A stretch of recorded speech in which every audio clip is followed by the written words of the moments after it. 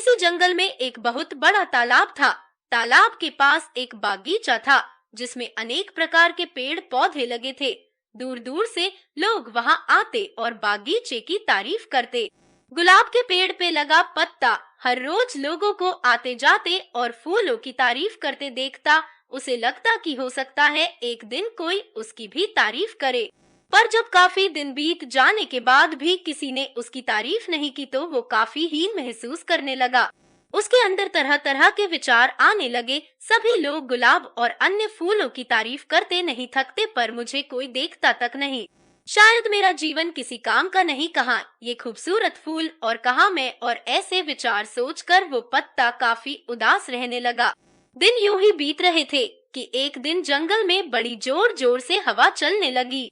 बागीचे के पेड़ पौधे तहस नहस होने लगे। देखते देखते सभी फूल जमीन पर गिरकर निढाल हो गए। पत्ता भी अपनी शाखा से अलग हो गया और उड़ते उड़ते तालाब में जा गिरा। पत्ते ने देखा कि उससे कुछ ही दूर पर कहीं से एक चींटी हवा के झोंकों की वजह से तालाब में आ गिरी थी और अपनी जान बचाने के लिए संघर्ष कर रही थी। चींटी प्रयास करते करते काफी थक चुकी थी और उसे अपनी मृत्यु तय लग रही थी कि तभी पत्ते ने उसे आवाज दी, घबराओ नहीं, आओ मैं तुम्हारी मदद कर देता हूँ। और ऐसा कहते हुए अपनी ऊपर बैठा लिया।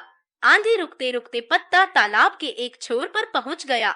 चींटी किनारे पर पहुंचकर बहुत खुश हो गई और बोली, आपने आज मेरी जान बचाकर बहुत बड़ा उपकार किया है, आपका बहुत बहुत धन्यवाद। यह सुनकर पत्ता भावुक हो गया और बोला, धन्यवाद तो मुझे करना चाहिए, क्योंकि तुम्हारी वजह से आज पहली बार मेरा सामना मेरी काबिलियत से हुआ, जिससे मैं आज तक अनजान था। आज पहली बार मैंने अपने जीवन के मकसद और अपनी ताकत को पहचान पाया हूँ। मित्रों, ईश्वर ने हम सभी को अनोखी शक्तियाँ दी हैं। कई बार हम खुद अपनी काबिलियत से अनजान होते हैं और समय आने पर हमें इसका पता चलता है। हमें इस बात को समझना चाहिए कि किसी एक काम में असफल होने का मतलब हमेशा के लिए अयोग्य होना नहीं है। खुद की काबिलियत को पहचान कर आप वह काम कर सकते हैं जो आज तक किसी ने नहीं किया है।